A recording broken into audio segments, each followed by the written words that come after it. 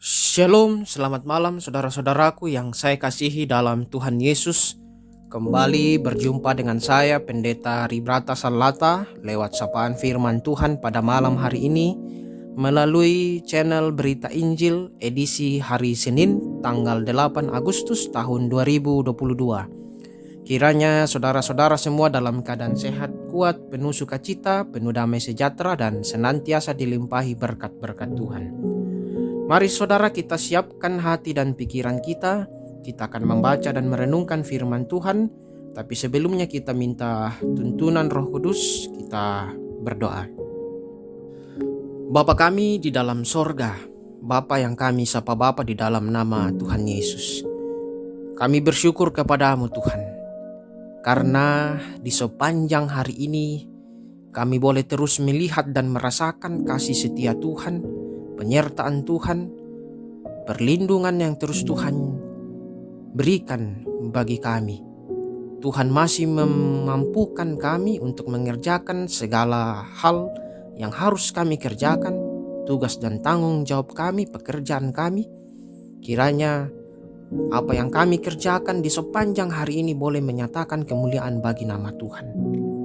Malam hari ini kami mau membaca dan merenungkan kebenaran firman-Mu. Kami sungguh memohon pimpinan penyertaan Tuhan menolong kami dalam kami membaca dan merenungkan kebenaran firman Tuhan, sehingga mata kami dicelikkan untuk memahami dan mengerti kebenaran firman Tuhan yang begitu dalam, begitu luas, begitu tinggi, yang tidak terselami oleh kami manusia yang berdosa. Kami mohon kiranya Tuhan memampukan kami untuk menikmati persekutuan pada malam hari ini, sehingga melalui pembaca dan perenungan firman Tuhan, ketika firman telah dinyatakan bagi kami boleh melakukan firman itu dalam hidup yang masih Tuhan anugerahkan bagi kami semua. Ampuni salah dan dosa kami ya Tuhan. Terima kami yang datang berdoa. Dalam nama Tuhan kami Yesus Kristus kami berdoa. Amin. Saudara-saudara yang saya kasihi dalam Tuhan Yesus, firman Tuhan pada malam hari ini akan kita baca dari kitab 1 Petrus 2 ayat 16. 1 Petrus 2 ayat 16. Firman Tuhan. Hiduplah sebagai orang merdeka dan bukan seperti mereka yang menyalahgunakan kemerdekaan itu untuk menyelubungi kejahatan-kejahatan mereka. Tetapi hiduplah sebagai hamba Allah. Demikianlah firman Tuhan. Berbahagia setiap kita yang masih diberikan kesempatan untuk menikmati firman Tuhan, membaca, merenungkan, terutama melakukan dalam hidup kita. Saudara-saudara, kita akan merenungkan firman ini dalam satu tema perenungan, hidup sebagai hamba Tuhan. Hidup sebagai hamba Tuhan. Saudara-saudara, siapakah hamba Tuhan? Jawaban standar kalau biasanya orang menjawab pendeta, penginjil, atau orang-orang yang pernah bersekolah di teologi. Ya, mungkin itulah istilah yang sering dipakai untuk para rohaniawan, sehingga sering muncul pemikiran dan tindakan yang tidak tepat bahwa sepertinya ada tanggung jawab untuk mengikut Tuhan yang lebih rendah bagi mereka yang bukan rohaniawan. Nah, penerima surat Petrus adalah orang-orang percaya, bukan rohaniawan. Tetapi Petrus justru menyebut mereka sebagai hamba Tuhan. Jadi, setiap orang percaya sebetulnya adalah hamba Tuhan. Pertanyaan selanjutnya, apa makna hidup sebagai hamba Tuhan? Yang pertama, hidup sebagai hamba Tuhan berarti apapun yang kita lakukan bertanggung jawab kepada Tuhan. Dalam kehidupan sehari-hari kita tidak selalu berhadapan dengan orang yang seiman. Misalnya dalam pekerjaan, saudara bertemu dengan orang-orang yang berbeda iman, baik rekan kerja, karyawan, ataupun atasan saudara sendiri. Petrus mengingatkan orang percaya pada masa itu tentang status mereka sebagai orang merdeka sekaligus hamba Allah. Mereka bukan milik mereka sendiri, tetapi milik Tuhan, sehingga mereka harus mengikuti kehendak Tuhan. Apapun yang mereka lakukan, mereka harus mempertanggungjawabkannya di hadapan Tuhan. Demikian pula dengan kita. Kedua, hidup sebagai hamba Tuhan berarti Tuhan tidak lepas tanggung jawab atas hidup kita. Kehidupan kita tidak selalu lancar-lancar saja. Banyak orang yang rela melakukan dosa demi mengamankan posisinya di dalam pekerjaan. Bayangkan orang-orang Kristen mula-mula yang menerima surat Petrus. Mereka berhadapan dengan tuan-tuan yang bertindak semau mereka karena mereka punya kuasa dan kebebasan. Mereka sering diperlakukan tidak baik dan mereka tidak berdaya. Namun firman Tuhan mengingatkan bahwa mereka adalah milik Tuhan. Tuan utama mereka adalah Kristus. Tuhan yang mengasihi mereka. Tuhan yang tahu apa artinya menderita.